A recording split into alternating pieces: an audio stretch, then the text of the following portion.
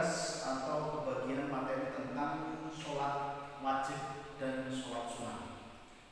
Sholat itu merupakan pilar ibadah sehari-hari umat muslim.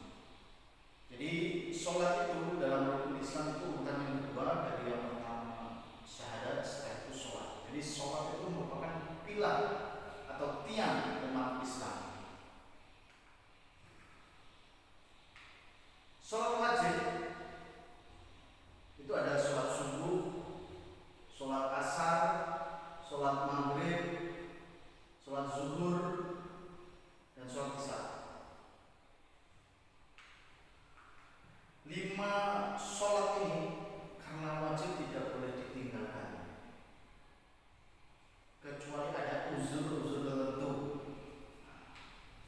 Wajib bagi setiap muslim yang sudah balik dan berakal sehat tanpa pengecualian berdasarkan status sosial atau kondisi ekonomi.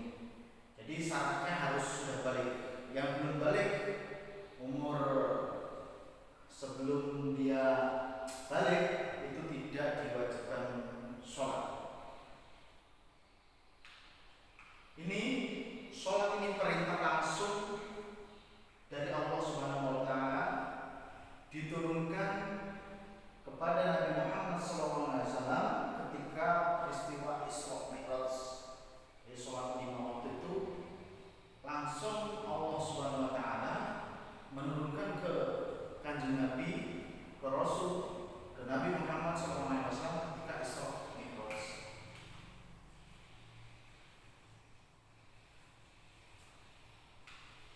Lima waktu sholat wajib yang menopang kehidupan spiritual. Setiap waktu sholat memiliki hikmah dan makna tersendiri, mulai dari pembukaan hari dengan subuh hingga penutup akad dan isya. Jadi secara kehidupan spiritual ini sholat 5 waktu bisa menopang kehidupan. Jadi mulai dari pagi sampai malam, atau mulai dari pembukaan hari hingga penutup sampai isya. Jadi pembukaan hari sholat subuh 2 rakaat, setelah itu zuhur 4 rakaat, asar 4 rakaat, maghrib 3 rakaat, isya 4 rakaat. Nah itu mempunyai hikmah dan makna tersendiri. Rukun dan kewajiban sholat wajib ada 14 rukun. Yang pertama adalah takbiratul ihram, Allahu Akbar, dimulai dengan takbiratul ihram. Setelah itu rukun yang kedua membaca Al-Fatihah, ruku dan sujud, tasyahud akhir, salam penutup. Nah, jika rukun tidak dilakukan sholat maka batal. Jadi ini rukun-rukunnya. Setelah itu, ini garis besarnya ada takbiratul ihram, membaca Al-Fatihah, ruku dan sujud, tasyahud akhir, salam penutup. Nah, itu diakhiri. Jadi sholat itu diawali dengan takbiratul ihram, diakhiri dengan salam penutup. Secara kalau dirinci lagi itu ada 14 rukun, tapi kalau global kan itu ada 5 poin. Takbiratul ihram, membaca Al-Fatihah, ruku dan sujud, tasyahud akhir, salam penutup. Ada yang salah satunya harus tumaninah, nah itu tidak disebutkan di sini. 8 kewajiban sholat. Komponen paling penting yang menyempurnakan sholat, 1. Bacaan tertentu dalam setiap gerakan. Jadi setiap gerakan itu mempunyai gerakan, setiap gerakan itu mempunyai bacaan. Ya. Untuk sujud ada bacaan sendiri. Nanti lebih lanjut kita pelajari. Terus sujud tasyahud awal. Nah ini mempunyai bacaan sendiri.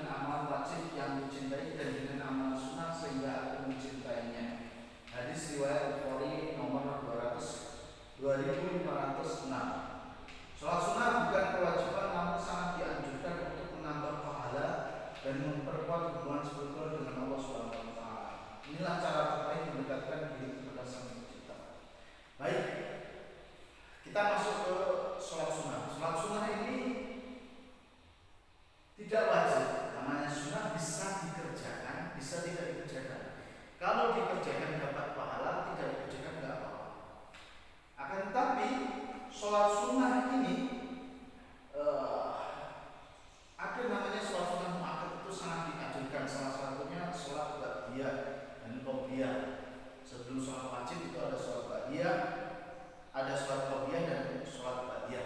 Nah itu sudah dianjurkan. Nah itu sangat dicintai oleh Allah Subhanahu wa taala. Karena apa? Ketika kita menunaikan sholat wajib, mungkin ada bacaan atau ada yang kurang khusyuk sehingga kita pahalanya kurang. Nah oleh karena itu ditambahi oleh sholat sunnah. Jadi untuk menambah pahala itu dengan sholat sunnah. Ibaratkan kita kalau mau makan sehari-hari sarapan atau makan siang, kita cukup dengan nasi dan sayur dan minum itu cukup. Tapi kalau ditambah dengan menu-menu yang lain, ada buah-buahan, ada sayuran berbagai macam, ya, itu akan lebih nikmat. Begitu dengan sholat. Sholat wajib sudah cukup, tapi kalau ditambah itu lebih nikmat. Itulah gambaran dari sholat sunnah. Nah, jenis-jenis sholat sunnah yang populer ada sholat sunnah rawatib, itu ada 12 rakaat tadi yang sudah saya katakan, qobliyah dan ba'diyah. Terus sholat duha itu 2 sampai 12, minimal 2 rakaat atau 1 salam atau 2 salaman, itu juga bagus. Sholat duha ini dilakukan ketika atau setelah matahari terbit, waktu yang berkah untuk memohon rezeki. Jadi ada manfaat-manfaat tersendiri dalam sholat sunnah ini. Salah satunya manfaat dari sholat duha atau barokahnya sholat duha itu memudahkan kita dalam mencari rezeki dalam sehari-hari. Setelah itu ada sholat tahajud, sholat malam di sepertiga malam, terakhir dengan jumlah rakaat yang fleksibel. Nah ini bisa banyak, terserah antum semuanya. Sholat tahajud juga mujarab. Kenapa?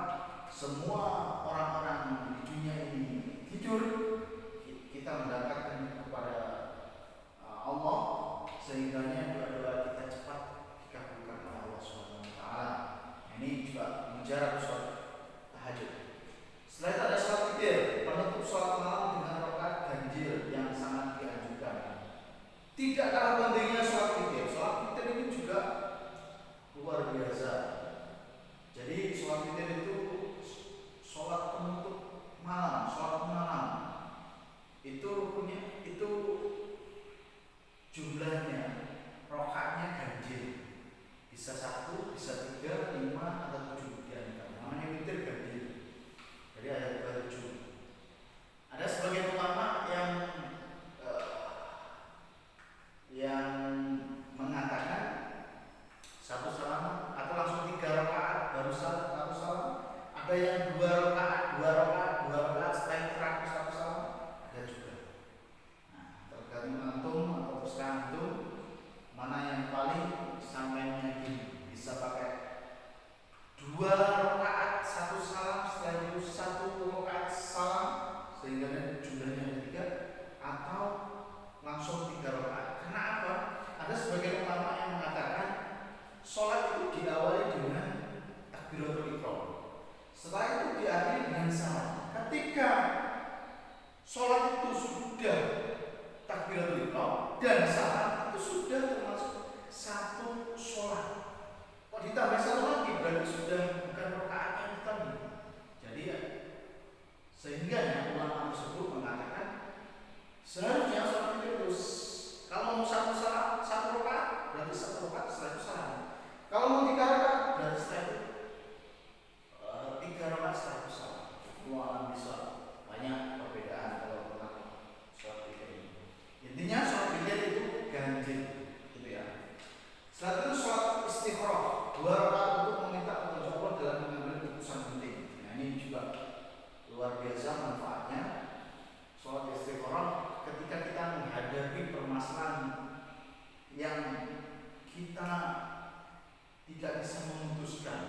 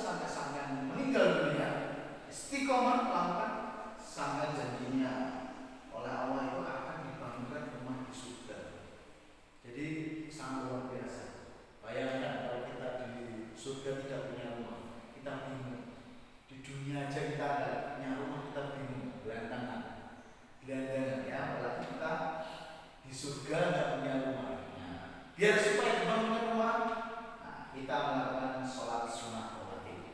Ada 12 rakaat. Perbedaan utama sholat wajib dan sunnah. Sholat wajib harus dikerjakan tanpa pengecualian, meninggalkan tanpa uzur. Waktu pelaksanaan ketat dan terbatas, fondasi keimanan yang tidak bisa diganggu-gugat. Nah, sholat wajib itu harus dikerjakan tanpa pengecualian. Jika dia bepergian, itu bisa ditinggalkan, tapi nanti dilakukan di sholat selanjutnya. Itu namanya sholat janazah. Sholat jadi dijamak zuhur ke asar, maghrib ke isya, subuh tidak boleh. Waktu pelaksanaan ketat dan terbatas. Jadi waktu sholat wajib itu sudah ditentukan, jam-jamnya, waktunya sudah ditentukan. Jika lebih tidak boleh karena sudah masuk ke waktu sholat selanjutnya, dan itu tidak diperbolehkan. Fondasi keimanan yang tidak bisa diganggu-gugat. Sholat sunnah sangat diundang untuk tambahan pahala, tidak berdosa jika ditinggalkan waktu pelaksanaan lebih fleksibel, pelengkap untuk meninggalkan hal tersebut. Nah, nanti sudah di-spill bahwa sholat sunnah itu tambahan pahala dari sholat wajib. Setelah itu kalau ditinggalkan tidak berdosa, kalau dikerjakan itu tidak berpahala. Waktu pelaksanaan fleksibel, ada yang malam, ada yang sebelum sholat fardu. Nah, ini juga sebagai pelengkap meningkatkan kualitas ibadah kita. Maksudnya ibadah sholat wajib tadi. Kesimpulannya adalah integrasi sholat wajib dan sunnah. Fondasi keimanan sholat wajib sebagai fondasi yang tidak bisa ditawar-tawar dalam kehidupan muslim. Sholat sunnah sebagai pelengkap untuk mendekatkan diri kepada Allah SWT. Istiqomah berkesinambungan, mari konsisten menjalankan keduanya demi pahala dan ridha Allah SWT. Sholat adalah tiang agama, menjaga sholat berarti menjaga keimanan dan kehidupan dunia akhirat. Jadi kesimpulannya adalah sholat wajib sebagai fondasi yang tidak bisa ditawar-menawar dalam kehidupan orang muslim. Jadi kalau orang muslim wajib melakukan sholat, bahkan sholat itu nanti amalnya yang dihisab yang pertama kali. Jadi kalau sampai sholatnya tidak sholat atau sholat yang kurang maksud, nanti seterusnya nggak akan dihisab. Terus sholat sunnah itu sebagai pelengkap untuk kesimpulan yang terakhir, sholat adalah tiang agama. Kalau kita menjaga